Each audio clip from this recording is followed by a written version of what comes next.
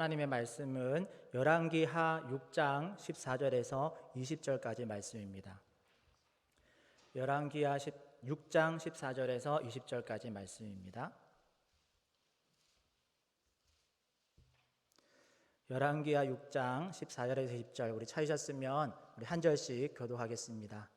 왕이 이에 말과 병거와 많은 군사를 보내매 그들이 밤에 가서 그 성읍을 에워쌌더라. 하나님의 사람의 사환이 일찍이 일어나서 나가보니 군사와 말과 병거가 성읍을 에워쌌는지라. 그의 사환이 엘리사에게 말하되 아 내 주여 우리가 어찌하리까 하니 대답하되 두려워하지 말라. 우리와 함께한 자가 그들과 함께한 자보다 많으니라 하니 기도하여 이르되 여호와여 원하건대 그의 눈을 열어서 보게 하옵소서 하니 여호와께서 그 청년의 눈을 여심해 그가 보니 불말과 불병거가 산에 가득하여 엘리사를 둘렀더라. 아람 사람이 엘리사에게 내려오매 엘리사가 여호와께 기도하여 이르되 원하건대 저 무리의 눈을 어둡게 하옵소서 하매 엘리사의 말대로 그들의 눈을 어둡게 하신지라.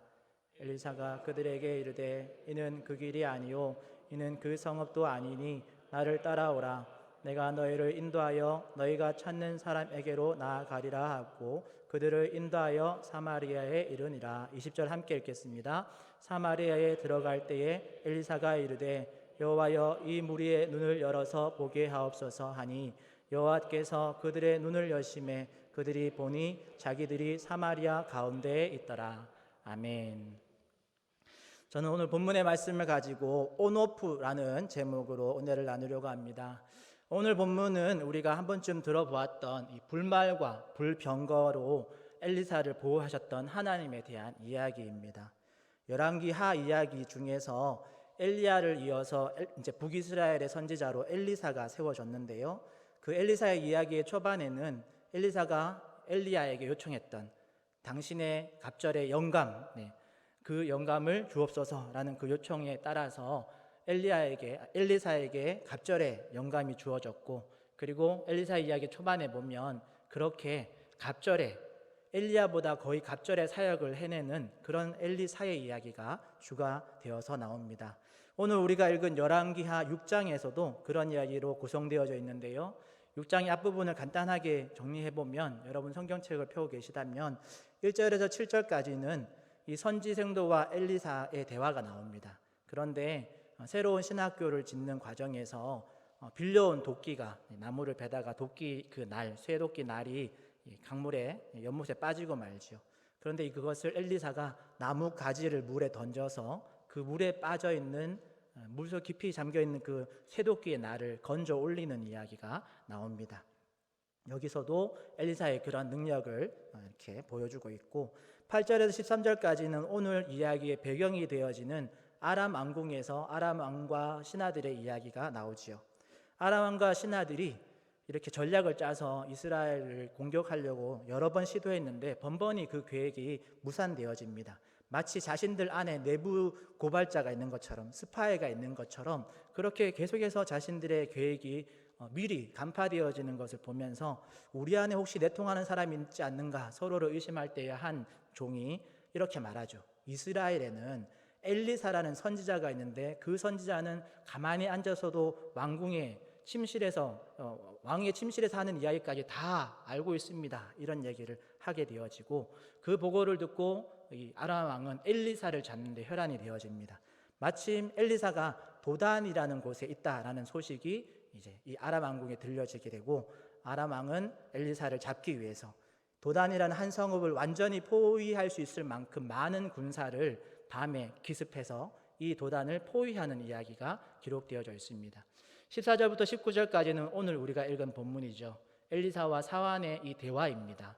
그리고 엘리사의 기도가 나오고 아담 군대를 사마리아로 인도하는 이야기까지가 나오고, 20절부터 23절까지 이야기의 결론 부분인데, 이 엘리사를 쫓아서 사마리아의 중심부에 들어간 이 적군이 그 사마리아 중심에서 성 중앙에서 눈이 이제 밝아져서 자신들이 적국 한가운데 와 있음을 깨닫게 되어집니다. 그리고 이스라엘의 왕이 엘리사에게 묻죠. 이들을 어떻게 할까? 지금 칠까요? 물을 때 엘리사가 말합니다. 가만히 두시고 이들에게 오히려 잘 먹여서 고국으로 돌려보내십시오. 그리고 이스라엘 왕은 그 말에 순종해서 이들을 선대하고 집으로 돌려보내죠. 그리고 이 사건의 결론에 23절에 이렇게 기록하고 있습니다. 이로부터 아람 군대의 부대가 다시는 이스라엘 땅에 들어오지 못하니라 라고 기록하면서 엘리사의 이 사건이 얼마나 아람 나라에 큰 두려움이 되어졌는지, 얼마나 하나님이 살아계신 것에 큰 증거가 되어졌는지를 보여주는 사건으로 이 사건이 일단락되어집니다. 자, 이런 상황에서 오늘 본문과 또 오늘 우리가 주로 다루려고 하는 몇 가지 주제를 생각해 보려고 하는데요. 저는 오늘 큰 주제를 제목에서도 나와 있듯이 온오프라고 정해봤습니다. 무엇을 온오프 할 것인가? 질문할 수 있겠죠. 바로 눈을 열게도 하고 눈을 어둡게도 하는 그런 엘리사의 기도를 조금 살펴보려고 합니다. 여러분도 오늘 14절에서 20절까지의 말씀을 보면 보다라는 단어와 눈이라는 단어가 유독 많이 등장합니다. 그리고 이것은 엘리사의 기도와 연결되어 있음을 우리가 발견할 수 있죠. 그래서 첫 번째 주제로 영적 눈을 열어 보게 하옵소서라는 주제를 정해봤습니다.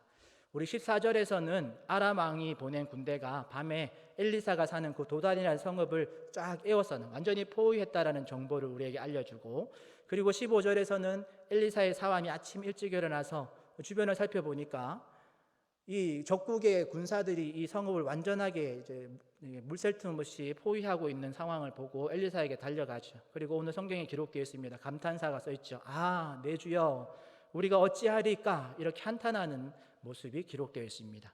그리고 16절에 엘리사의 대답이 나오고, 드디어 17절에서는 엘리사가 이 사환의 눈을 열어 보게 해달라라고 기도하는 내용이 나옵니다. 그리고 그 즉시로 하나님께서 이 사환의 영적인 눈을 열어서 불말과 불병거가 산에 가득하여 엘리사를 둘렀음을 발견하게 해주시지요. 이처럼 우리의 영적인 눈이 어두우면 결국 인간의 육체의 눈에 보이는 것이 전부인 상태가 되어지고 맙니다. 그리고 그것은 문제 위에 계신 하나님을 망각하게 되는 실수를 낳죠. 그래서 우리는 눈앞에 보이는 것만으로 판단하고 절망하고 두려움으로 달려가는 것입니다. 그러나 우리의 영적인 눈을 열어서 하나님의 뜻을 살피면 하나님은 결코 하나님의 자녀를 죽음의 자리로, 그런 사지로 내몰지 않으신다라는 것, 적진 한가운데서도 담대할 수 있는 용기를 주시는 것이 하나님의 그런 능력이죠. 하나님께서 우리의 영적인 눈을 열어서 보여주고 싶으신 겁니다. 이런 면에서 성경의 여러 인물들이 고난 속에서도, 그 칠흑 같은 어두움 속에서도, 그런 시기 속에서도 소망으로, 인내함으로 그 어려움을 잘 통과할 수 있었던 것은 모두가 영적인 눈을 열어서 하나님을 바라보았기 때문임을 우리가 알 수 있는 거지요. 오늘 엘리사는 자신의 사환에게 그런 영적인 안목과 분별력을 열어서 하나님을 바라볼 수 있도록 그렇게 기도하고 있는 것입니다. 그런데 간혹 이 영적인 눈을 열어서 본다라는 것을 착각하는 분들이 종종 계십니다. 그리고 우리 주변에는 이런 영적인 눈, 즉 영안에 대한 잘못된 언급을 하는 경우들이 종종 있죠. 제가 어느 날 너튜브의 한 설교 영상을 보다가 한 목사님이 수많은 성도들에게 말씀을 하시는 그 상황에서 오늘 본문을 가지고 영안을 열어서 봐야 한다라고 가르치고 계셨습니다. 하나님이 보여주신 어떤 환상과 어떤 장면, 청사진을 봐야 한다라는 부분에 강조를 하시면서, 그러다가 이 젖는 자의 눈을 가지라라는 이런 표현도 하셨습니다.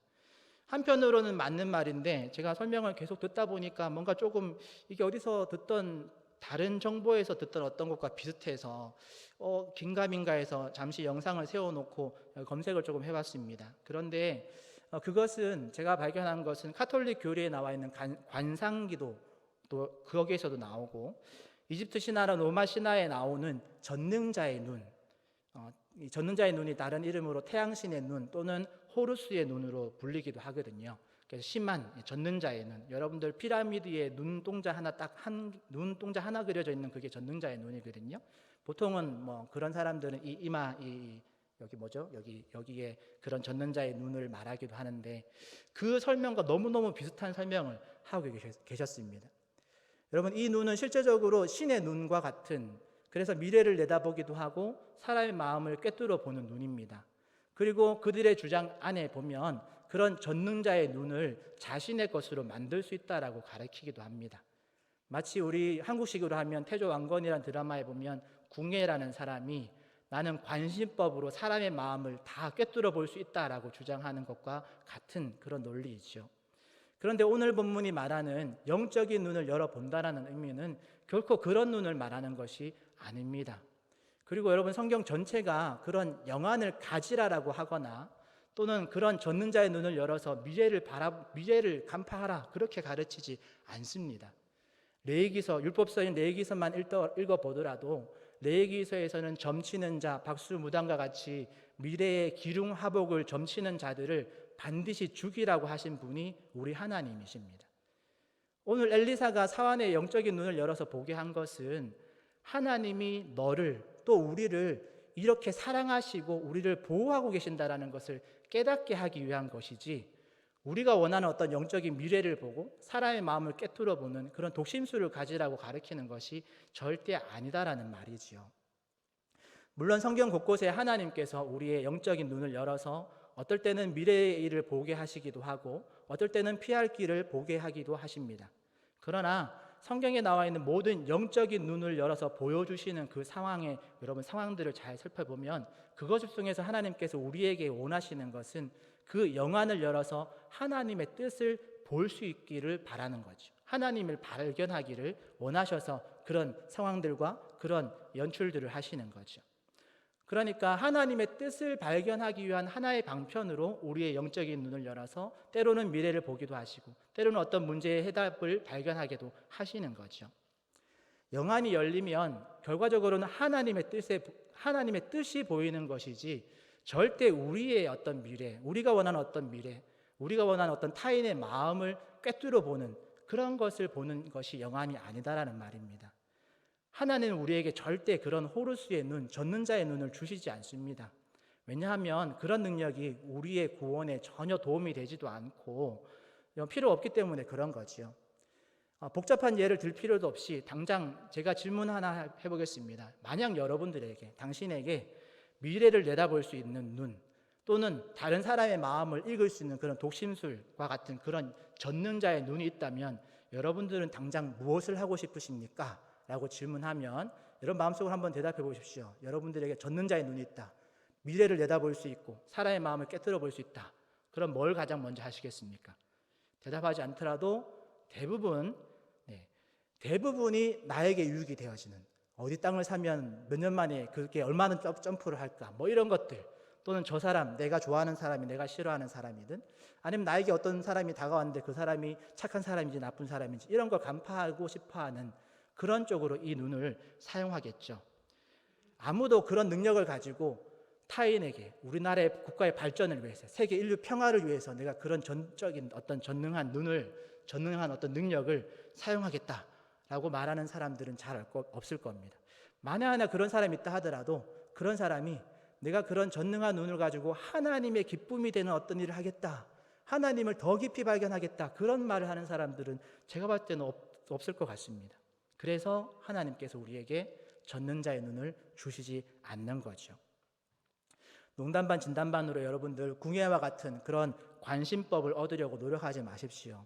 만에 하나 그런 능력이 여러분들에게 생겼다 하더라도 여러분 그런 능력을 가지고 누군가를 판단하거나 여러분들의 그 마음의 판단으로 누군가를 정죄하는 일을 한다면 그것은 하나님 앞에서 정말 오만방자한 교만의 극치를 달리는 큰 죄악이 될 것입니다. 그러기에 우리는 하나님께 이렇게 기도해야 됩니다. 만약 우리가 이런 영적인 눈을 주십시오라고 기도한다면 이렇게 기도해야 할 것입니다. 하나님, 나에게 영적인 눈을 열어주셔서 어떤 상황에서도, 그 상황이 좋은 상황이든 나쁜 상황이든 어떤 상황에서도 하나님이 나와 함께 하시고 하나님이 나를 사랑해 주시고 계시다라는 것을 발견할 수 있는 눈을 열어주십시오라고 기도해야 할 것입니다. 하나님과 동행하기 때문에 세상 속에서 말씀대로 사는 것이 쉽지 않지만, 힘들지만 그럼에도 끝까지 내가 그 하나님이 나와 함께 하심을 바라보면서 십자가를 바라보면서 행해가는 이 발걸음이 포기되어지지 않도록, 내 눈이 하나님의 십자가를 바라보는 것에서 틀어지지 않도록 하나님 나의 영적인 눈을 열어서 하나님만 바라보게 해주십시오라고 기도할 수 있어야 합니다. 내일 주식이 어떤 게 오를지 그런 걸 발견하는 눈이 아닙니다. 시험을 치는데 모르겠는데 하나님 기도해서 막 정답이 보이는 그런 눈을 말하는 게 아닙니다. 무엇을 선택해야 성공하는지를 발견하는 그런 눈, 그런 영적인 눈을 열어달라고 간구하는 게 아닙니다. 소망하기는, 사랑하는 우리 모든 성도님들은 영적인 눈을 열어서 어떤 상황에서도 하나님이 나와 함께 하신다는 것, 하나님께서 나를 지켜보고 계시고 나를 보호하고 계시고 또 영적인 눈을 열어서 선악을 분별할 수 있는 그런 영적인 안목을 받아 누리시는 그런 저와 여러분 되시기를 축복합니다. 두 번째로는, 첫 번째 주제에서는 엘리사가 사환의 영적인 눈을 열어달라는 요청을 했고, 두 번째로 우리가 살펴보려고 하는 것은 이 두 번째 장면에 나오는 건 하나님과 함께하지 않는 이 아람 군대를 향해서 엘리사가 말한 육적인 눈을 닫아주십시오, 또 육적인 눈을 열어주십시오 라는 이야기를 조금 하려고 합니다. 우리 6장 18절의 말씀, 우리 본문 뜰 텐데요, 함께 잠깐 읽었으면 좋겠습니다. 우리 열왕기하 6장 18절 시작. 아람 사람이 원하건대 저 무리의 눈을 어둡게 하옵소서 하매 엘리사의 말대로 그들의 눈을 어둡게 하신지라. 아멘. 여러분들, 이 말씀 안에서 엘리사가 지금 아람 군대의 육적인 눈을 어둡게 주십시오 라고 기도하고, 그리고 이제 이렇게 눈이 어두워진 그런 군사들이 19절에 가면 누군지도 모르는 어떤 한 사람이 이들에게 등장해서 누구 찾아왔느냐, 엘리사 찾아왔다고 하니까 그 사람 어딘지 내가 가르칠 테니까 나를 따라오너라 해서 데리고 간 곳이 적진 사마리아 중심 그 도시 한복판에 이 수많은 군대를 데리고 들어가게 되어집니다. 재미난 것은 이 누군지도 모르고 따라간 그 사람이 바로 아람 군대가 잡으려고 했던 엘리사였던 거죠. 이처럼 육체의 눈이 어두워지니까 자신들이 잡으러 왔던 엘리사를 따라서 적국 한가운데에 인도함을 받는 거죠. 그리고 군사로서 가장 치욕스러운 포로의 자리, 그것도 포로로 죽임을 당하고 그렇지도 않고 오히려 포로로 극진한 대접을 받고 고향으로 고스란히 돌려보내지는 그런 아주 치욕스러운 일들을 경험하게 되는 겁니다. 여기에서 눈을 어둡게 한다, 그리고 눈을 또 열어서라는 표현이 등장하게 되어지는데, 이 눈을 열다, 눈을 어둡게 한다라는 표현이 앞서 사환에게 했던 눈을 열어서라는 표현과 동일한 표현입니다. 다른 점이 있다면 엘리사의 사환에게는 영적인 눈을 열어서 불말과 불병거, 육적인 눈에 보이지 않는 그 상황을 볼 수 있게 해달라는 기도였다면, 아람 군대를 향한 이 눈을 어둡게 해달라, 또 나중에 사마리아 적진 가서는 눈을 열어달라고 하잖아요. 그 어둡게 해달라, 또 보게 해달라라는 간구는 육체적인 눈에 대한 그런 요청입니다. 물론 어떤 신학자는 이 눈을 어둡게 해달라, 눈을 열어달라라는 이 동사 안의 의미 안에 어지럽히다, 판단력을 흐리게 하다라는 의미가 있다고도 해서 이 본문을 육체의 시력을 잃은 것이 아니라 판단력이 흐려졌다라고 말하기도 합니다. 그런 의미로 적용한다면 아람 군대의 모든 군사들이 순식간에 바보가 된 거죠. 자신들이 왜 여기 왔는지도 모르고, 자신들이 누구를 잡아야 되는지도 모르고, 저 사람이 누군지 관심도 없고, 저 사람이 어떤 사람이 이 수많은 사람들을 끌고 가는 것 그대로 바보처럼 다 엘리사를 졸졸졸 쫓아서 적국에 들어가는 상황이 되었으니까요. 그렇게 일시적으로 바보처럼 되어진 거죠. 그런데 그것이 판단력을 흐렸든 아니면 실제 눈의 시력을 잃게 하셨든 간에 일반적인 적용으로는 시력을 일시적으로 잃게, 또 성경에 보면 종종 하나님께서 계획한 바가 있어서 시력을 잃게 하시기도 하거든요. 그렇기 때문에 시력을 잃었다라고 이해하셔도 되겠습니다. 어쨌든 시력을 잃었든 판단력을 잃었든 아람 군대 전체가 우리가 말하는 안목과 분별력을 상실한 상태가 되어집니다. 그리고 어떤 것을 보고도 판단하는 능력을 잃었기 때문에 엘리사를 보고도 잡지 못하고 사마리아로 인도받아도 그냥 거기에 아무런 생각 없이 따라가는 실수를 범하게 되죠. 이것을 조금 더 넓게 생각해 보면 이 아람 군대의 문제뿐만 아니라 우리가 앞서 다루었던 아람 왕궁에서 아람 왕과 대신들, 신하들의 그 회의 장면에서도 우리가 발견할 수 있습니다. 아람 왕의 또 아람 왕궁 안에 있는 그 모든 신하들의 안목을 하나님께서 어둡게 하시니까 아람 왕궁에 나아만 장군도 있었고, 나아망의 문둥병 사건이 이 앞에 있었거든요. 그런데 그런 사건도 있었고 아람 왕의 마음속까지도 꿰뚫고 보는 사람이 엘리사라는 선지자가 있습니다라는 말을 들었음에도 불구하고, 그렇게 다 간파당하고 있다라는 소식을 들었음에도 불구하고 안목이 이렇게 딱 어두워지니까 그 엘리사를 잡으러 군대를 보내는 겁니다. 무식하면 용감하다고 육적인 안목이 딱 어두워지니까 엘리사와 함께 하시는 하나님 보이지도 않고 그냥 그 엘리사 잡으려고 군대를 보내는 거죠.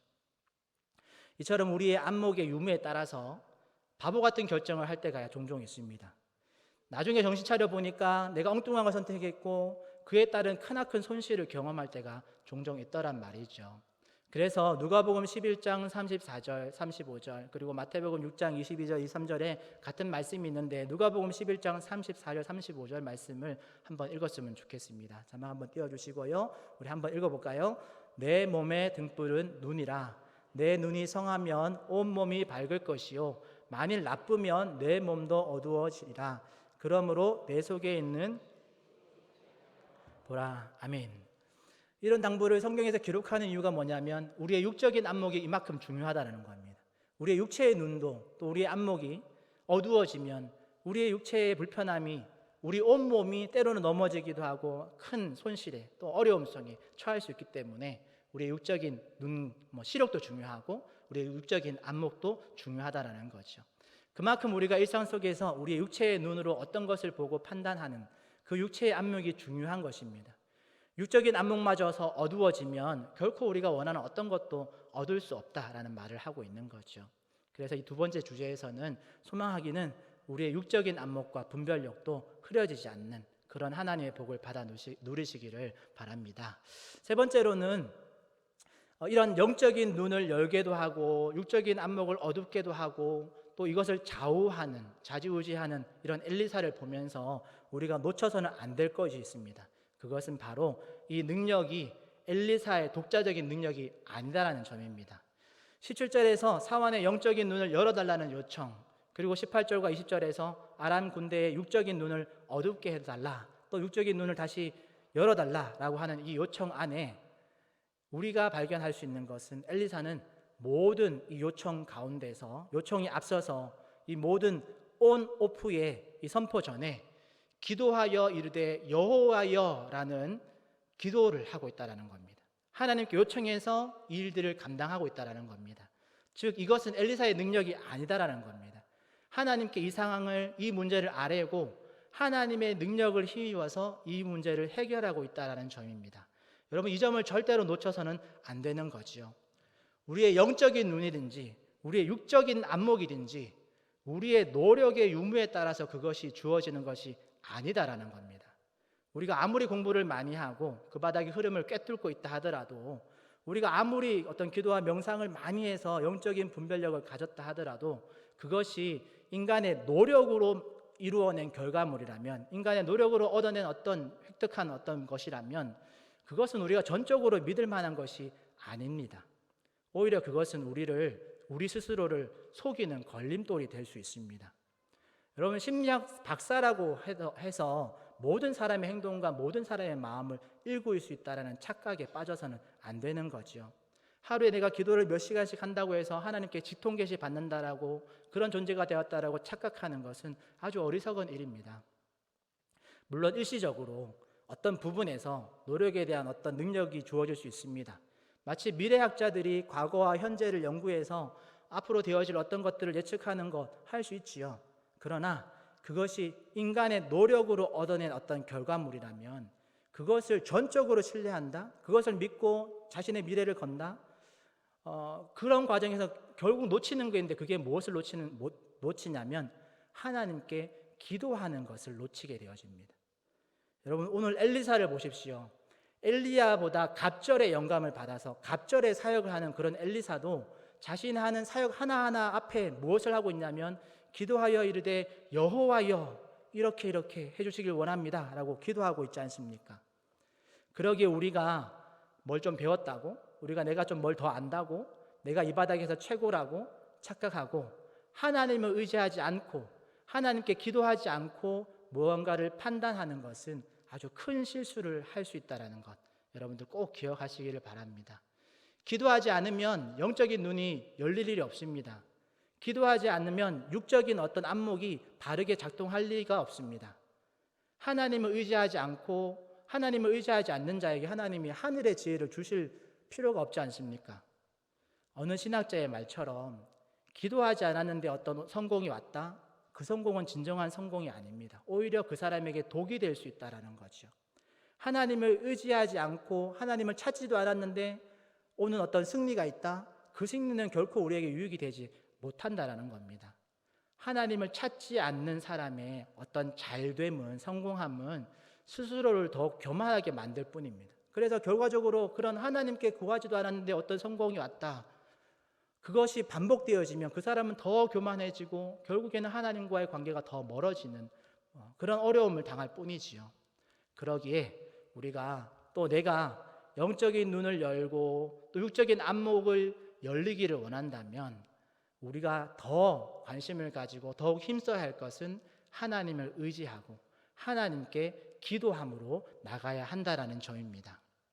오늘 말씀을 정리해 보면 영의 눈과 육의 눈을 열고 닫는, 온오프하는 그런 엘리사의 능력을 보면서 우리의 안목 또는 우리의 분별력을 주관하시는 하나님을 기억하시기를 바랍니다. 우리의 영적인 눈을 열어서 하나님이 나와 함께 하시는 것, 우리를 향한 하나님의 뜻이 무엇인지를 더욱더 알아가기를 바랍니다. 그리고 그렇게 기도해야 됩니다. 하나님, 나의 영적인 눈을 열어서 하나님과 내가 동행하고 있음을, 하나님이 나와 함께 하고 있음을 항상 발견하게 해달라고, 또 하나님께서 무엇을 더 기뻐하시는지를 분별할 수 있는 영적인 눈을 열어달라고 기도해야 된다는 거죠.